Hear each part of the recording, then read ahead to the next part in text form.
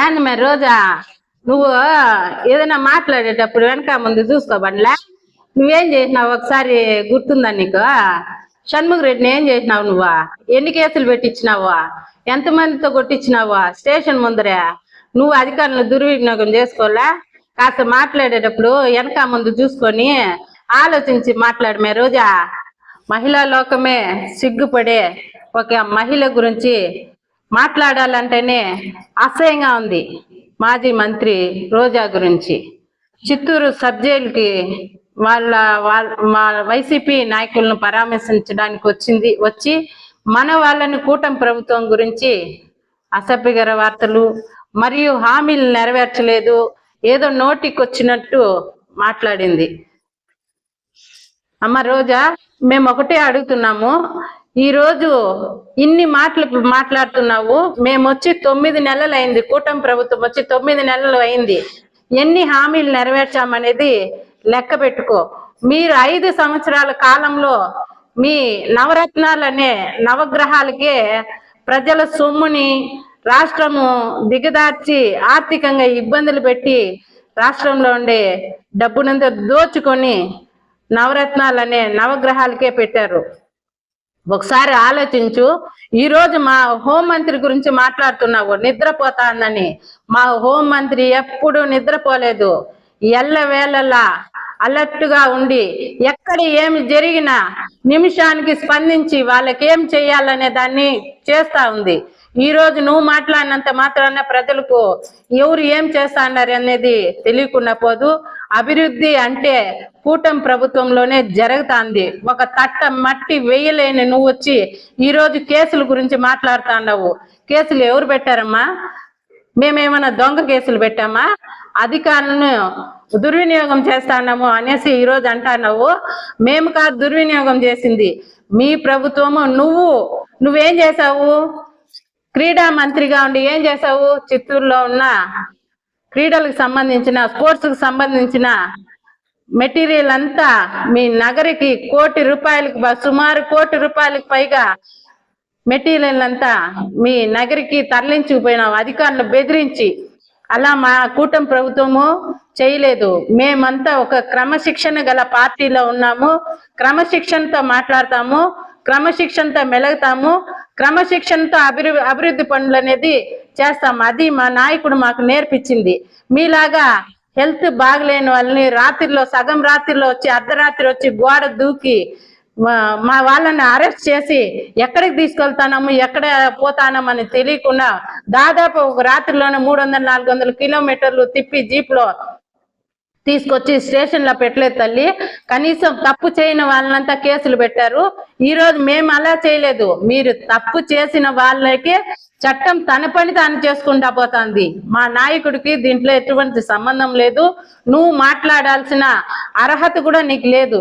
ఇంకోసారి మా నాయకుల గురించి కానీ ఎవరి గురించి కానీ మాట్లాడితే మహిళా లోకమే నిన్ని ఊరికే వదలమని చెప్తున్నాము. ఇంకోసారి చిత్తూరుకు వచ్చి మా కూటమి ప్రభుత్వం గురించి, మా చంద్రబాబు నాయుడు గురించి కానీ లోకేష్ గురించి కానీ మాట్లాడినామంటే తెలుగు మహిళలు ఊరికే ఉండము.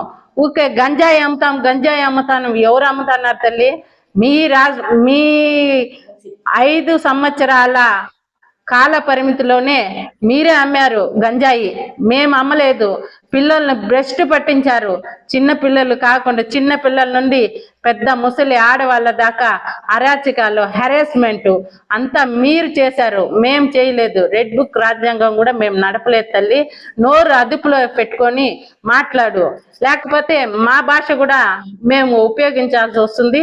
కానీ మేము క్రమశిక్షణ గల పార్టీలో ఉన్నాం కాబట్టి నిన్ను దీంతో వదిలి పెడుతున్నాము. ఇంకోసారి చిత్తూరుకు వచ్చి ఇటువంటి ప్రసంగాలు, ఇటువంటి ప్రెస్ మీట్లు ఏదైనా మాట్లాడినామంటే తెలుగు మహిళలు ఊరికే ఉండరు. నీ నాలుగు చీట్ చేసి నీ పని పడతారనేసి మేము చెప్తున్నాం. అందరికి నమస్కారము. నిన్న మాజీ మంత్రి, టూరిజం మంత్రి అట్లా చాలా సంవత్సరాలైంది కదా టూరిజం వెళ్ళి, ఇప్పుడు వచ్చారు చిత్తూరుకు వచ్చి సబ్ జైలుకు పరామర్శించేసి మా కూటమి ప్రభుత్వం గురించి చర్చించారు, చాలా చర్చించారు. అమ్మా రోజా, పోసాని మురళీకృష్ణన్ ఎందుకు అరెస్ట్ చేశారు? శాంతి భద్రతలకి ఐక్యతకి మారు పేరు చంద్రబాబు గారు. మా ప్రభుత్వంలో మాకు నేర్పించిన నాయకులు ఏం నేర్పించారంటే శాంతియుతంగా చేసుకోమని, ఐక్యంగా ఉండమని చెప్పారు. మీలాగా రౌడీయిజం చేసేది నాయకులు. అప్పట్లో రౌడీయిజం చేసి చాలా మందిని చాలా విధాలుగా అరెస్ట్ చేసినారు కాబట్టి ప్రతి ఒక్కరు అనుభవిస్తున్నారు. ఏమో అన్నావు, ఎక్కడ పెడుతున్నారో తెలీదు, ఎక్కడెక్కడో మారుస్తున్నారు అంటున్నావు కదా. మీరేం చేశారు? పెద్ద ఆయన్ని బాబు గారు అంతటోడిని హింసించారే మీరు. దేవుడు ఊరికి వదులుతాడా మిమ్మల్ని? ఆ పాపాలే ఈ రోజు మీకు ప్రతి ఒక్కరికి త్వరలో నీకు ఉంది, జాగ్రత్త త్వరలో ఉంది. అది నిదానమే ప్రధానంగా చేసుకొని పోతున్నారు. మీలాగా అరాచకం చేసే ప్రభుత్వం మాది కాదు. ఇంకొకటి అన్నావు, ఏమన్నావు? పోసాని మురళీకృష్ణని ఏ ఆధారంలో లేకుండా ఏమీ లేకుండా అరెస్ట్ చేశారని చెప్పావు కదా. ఎందుకు అరెస్ట్ చేశారు? ఒక్కసారి గతంలోకి వెళ్ళి చూడు. పోసాని ఏమేమి అరాచకాలు చేశాడు, ఏమేమి చేశాడు. ఒక వయసుకు తగినట్టు మాట్లాడకుండా చంద్రబాబు నాయుడు గాని ఎలా మాట్లాడినారు. దేవుడు అనేవాడు ఊరికే వదలడు. మా ప్రభుత్వం కూటమి నాయకులు చంద్రబాబు నాయుడు ఊరికే వదిలేసినా కూడా ఈ రోజుకి దేవుడు అనేవాడు ఉన్నట్టు చూసినాడు. కూటమి ప్రభుత్వం అంటాం కదా, పవన్ కళ్యాణ్ ఇచ్చింది సరిపోలేదా నీకు? రావాలా మళ్ళా దిగి రావాలంటే చెప్పు, వస్తారు. ఇలానే చేస్తూనే ఉండవు, దిగుతారు, రంగంలో దిగుతారు. పవన్ కళ్యాణ్ గారు ఖచ్చితంగా తాడో పేడో తేలుస్తారు. ఈ రోజు పోసాని మురళీకృష్ణకి అయింది, ఆయనకయింది, త్వరలో నీకు కూడా ఉంది. రోజా టూరిజం పోయినట్టే టూరిజమే వెళ్ళిపో. చిత్తూరుకి వచ్చి అడుగు పెట్టద్దు. నువ్వు చిత్తూరుకి వచ్చి అడుగు పెట్టినావా, చూసావా? ఎళ్ళు. అంతవరకే గాని మా కూట ప్రభుత్వం గురించి, మా ఎమ్మెల్యేల గురించి మా అర్హత నీకెవరిచ్చారు? మా ఎమ్మెల్యేల గురించి మీకేం తెలుసు? ప్రతి ఒక్క కార్యకర్తకి అండగా ఉండే ఎమ్మెల్యేలు. నువ్వు నగిరిలో ఉన్నావు, ఎవరికి అందుబాటులో ఉన్నావు? పుత్తూరులో ఎవరికి అందుబాటులో ఉన్నావు? ఎవరి గురించి మాట్లాడుతున్నావు? ఎక్కడొచ్చి మా ఎమ్మెల్యే గురించి తెలుసా నీకు? ఎమ్మెల్యే గురించి మాట్లాడే నీకెవరు ఇచ్చారు? నువ్వు వచ్చావా, చూసుకున్నావా? ఎళ్ళు.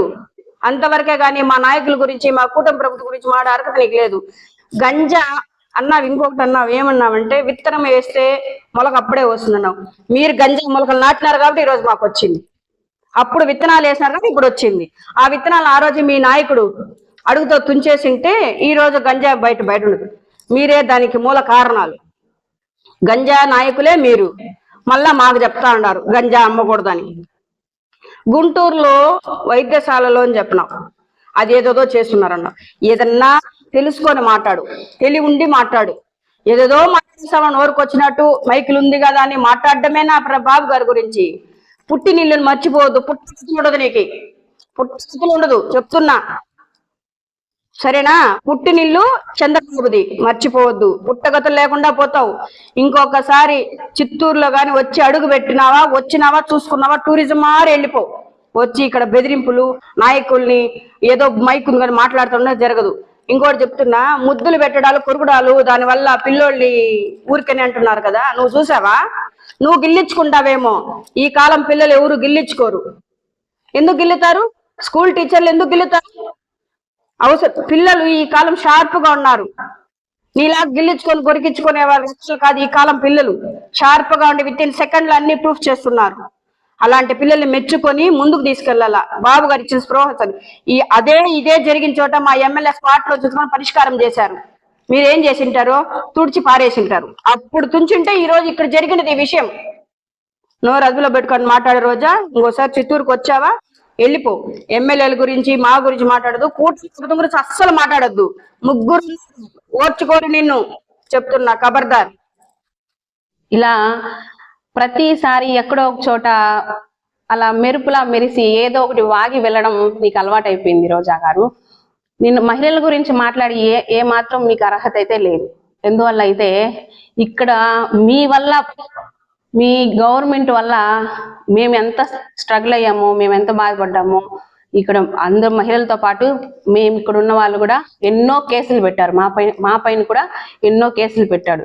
ఈ 5 ఏళ్ల కాలంలో ఏమాత్రం మేము ఇళ్లలో అయితే లేదు. సగము స్టేషన్ల చుట్టూ, సగం ఊర్ల చుట్టూ, సగం మా గవర్నమెంట్, మీ గవర్నమెంట్ లో మాకన్నా ఎక్కువ కష్టపడిన వాళ్ళు మా దీంట్లో ఎవరు లేరు అనుకుంటా. ఎందువల్ల అయితే నువ్వు చెప్పింది ఏ ఒక్కటైతే నెరవేర్చలేదు. అది మా కూటమి ప్రభుత్వం నెరవేరుస్తుందని చెప్పి మా గవర్నమెంట్ పైన నీ ఎత్తుపోడు మాటలు, వాళ్ళ గురించి వీళ్ళ గురించి ఏదో ఒక విధంగా మాట్లాడడం ఇవన్నీ జరుగుతుంది. దయచేసి నీకు ఇంకా 1 year ఉంది. ఇంకా 1 year 2 years లో నీ భాగవతం కూడా బయటపడుతుంది. ఆ రోజు మాట్లాడతాము. ఏదో వచ్చినావు వెళ్ళినావు అని ఉండకుండా మా గురించి మాట్లాడకుండా, మా కూటమి గురించి మాట్లాడకుండా వెళ్తే నీకే మంచిది. నెక్స్ట్ క్షమాపణ చెప్పుకునే అవకాశం కూడా నీకు ఉండదని ఈ సందర్భంగా తెలియజేసుకుంటున్నాను. అందరికీ నమస్కారం. నిన్న మన చిత్తూరు జిల్లాకి సంస్కారం అనే మాటకి హీనురాలైన రోజా గారు ఇక్కడికి వచ్చారు. ఆమెకి సంస్కారము లేదు, ఆమె మాటలకి అసలు అడ్డుకట్టేసే మనిషి లేడు. ఒకటి ఏమంటే ఆమె వచ్చేసి త్వరగా ఏదో డెవలప్ చేయాలా, ఏదో నేను డెవలప్ అయిపోవాలా, ఇప్పుడు వైసీపీ గవర్నమెంట్ లేదు, ఇప్పుడు జగన్మోహన్ రెడ్డి దృష్టిలో నేను పడితే నా కేసులు ఏమన్నా దగ్గరకు వచ్చేటప్పటికి నన్ను ఏమన్నా ఆయన కాపాడతాడేమో అనేసి అనుకుంటాంది. ఆయనకే దిక్కు లేదు, ఆయనకే దిక్కు లేదు. నువ్వు ఏమి చేసినా నీకు జరుగుతుంది. రెడ్ బుక్ అంటాడావు, నీ పేరు ఎక్కడో లాస్ట్ లో ఉంది, నా పేరు ముందర రాయండి అని అడుగుతాడావా? నువ్వేం బాధపడద్దమ్మా, నీ పేరే ఫస్ట్ ఉండేది లిస్ట్ లో. రెడ్ బుక్ అయితే నిన్ను వదలదు, నువ్వు వదిలినా రెడ్ బుక్ నిన్ను వదలదు. నువ్వు అన్ని సార్లు తలుచుకోవాల్సిన అవసరం లేదు. లోకేష్ బాబు గారికి నీ గురించి అంతా తెలుసు, జనానికి తెలుసు నీ గురించి. ఈ రోజు వచ్చి నువ్వు కాణిపాకం వినాయకుడి దగ్గర వచ్చి ముక్కునే, నువ్వు జనాన్ని నీ బాధ్యతల్ని నువ్వు చూడాలని వచ్చినప్పుడు నేరుగా సబ్ జైలు దగ్గరికి వెళ్ళాలా. అది వదిలేసి నువ్వు కాణిపాకం ఎందుకు వచ్చినావు? ఇక్కడ కూడా నీ స్వార్థమే కనిపిస్తా ఉంది. నువ్వు కాణిపాకం వినాయకుడి దగ్గరకు వచ్చి స్వామి నన్ను కాపాడని ముక్కునేకి వచ్చి ఏదో ముక్కుబడిగా ఇంకా పోయేటప్పుడు వాళ్ళని చూసేదానికి వెళ్ళావే తప్ప ఏదో వాళ్ళ కోసం వచ్చినంత సీన్ లేదు నీకు ఇక్కడ. ఇంకొకటి ఏమంటే, నువ్వు లోకేష్ బాబు గురించి కానీ, అనితా మేడం గురించి కానీ, చంద్రబాబు నాయుడు గురించి కానీ మాట్లాడినావు అనుకో, 4 కోసేస్తావు. నీకు దమ్ము ధైర్యం ఉంటే నువ్వు ఇక్కడికి వచ్చినప్పుడు మాకు చెప్పా, నీకు దమ్ము ఇచ్చేసి వచ్చి ఉండాలా. ఇంతకు ముందు ఇస్తా అన్నావు కదా, పలానా జాగాలో నేను వస్తా అంట, పలానా జాగాలో టీచర్లను పెట్టండి, రోడ్లలో నిలబెడతాన్నారు కదా మీ వాళ్ళంతా టీచర్లని, అందరిని గవర్నమెంట్ ఎంప్లాయీని చెప్పులు ఎత్తించినావే నీ వాళ్ళ దగ్గర. అట్లాంటప్పుడు అందరికి చెప్తావు కదా, ఇప్పుడు చెప్పాలా. మేము ఉంటాం కదా ఇక్కడ, నేను గ్రాండ్ గా రిసీవ్ చేసుకొని ఉంటాం కదా, నీకేమేం చేయాలో చేసి పంపించుంటాం కదా. నీకు దమ్ము లేదు, ధైర్యము లేదు, మళ్ళీ ఎందుకు మాట్లాడతావు? అంటే జైలు దగ్గర మాట్లాడితే పోలీసు వాళ్ళు ఉంటారన్నా, మేము వచ్చినప్పుడు కొడితే నిన్ను కాపాడేకి. నువ్వేం బాధపడద్దమ్మా, వాళ్ళే నిన్ను ఇంటి దగ్గర నుంచి, నీకు కారు కూడా లేదు, నిన్ను తొడుకోపోయే కారు లేదు, జీపు లేదు, నిన్ను పాదయాత్ర చేసే తొడుకొని పోతాము, పాదయాత్ర చేస్తే నడిపిస్తాం. నువ్వు చేసిన పాపాలకి కొంచెమైనా పాదయాత్ర చేస్తే నువ్వు చేసిన పాపం తగ్గుతుందేమో చూద్దాము. ఇంకోసారి కానీ అనితా మేడం గురించి కానీ ఆమె గురించి మాట్లాడే అర్హత నీకు లేదు. ఎందుకంటే ఆమె వచ్చి ఒక్కరోజు కూడా జనాల గురించి పట్టించుకోకుండా నీలాగా దేశాలు పట్టుకొని తిరగలేదు, దేశాలు పట్టుకొని మిడ్డీలు షెడ్యూల్ వేసుకొని తిరగలేదు. ఇంకోసారి ఆమె గురించి కానీ, భాను ప్రకాష్ అన్న గురించి కానీ, జిల్లాలో ఉండే ఎమ్మెల్యేల గురించి కానీ మాట్లాడినావు అంటే జిల్లాకు వచ్చి నిన్ను తరిమి కొడతాము. ఎట్లా కొడతామో మాకు తెలీదు. నీకేమైనా చూసుంటే ఊహించుకొని ఇంకోసారి జిల్లాలో అడుగు పెట్టినావంటే మాత్రం నిన్ను వదిలేదే లేదు. నమస్కారం. నిన్న రోజా గారు వచ్చి సబ్ జైల్లో వచ్చి మా కూటమి ప్రభుత్వం గురించి ఏమేమో నీకు ఏమి అర్హత ఉందనేసి నువ్వు మాట్లాడుతుండవు. ఫస్ట్ నీ వైసీపీ ప్రభుత్వం ఉండేప్పుడు ఎప్పుడైనా ఒకరోజు మహిళల గురించి ఎవరి గురించి అని మీరు పట్టించుకున్నారా? కానీ మీరు ఇంతవరకు ఏం పట్టించుకోకుండా మా ప్రభుత్వం బాగా చేస్తుంటే మీకు కుళ్ళు కట్టకుండా మా ప్రభుత్వం గురించి మాట్లాడుతున్నారు, మా నాయకుల గురించి మాట్లాడుతున్నారు. మీరు గంజా అమ్మే కూటమి మీది వైసీపీ ప్రభుత్వము. అదే కాదు, 3 ఏళ్ల పాపల నుంచి 60 ఏళ్ల ముసలాల వరకు మీరు వదలకుండా మీరు చేస్తున్నారు. అక్కడక్కడ కబ్జాను చేస్తున్నారు. మీకు దమ్ము ధైర్యం అంటే మీరు చేసి చూపించండి. మా ప్రభుత్వం చేసేదాన్ని మీకు అడిగేదానికి ఏం అర్హత ఉంది?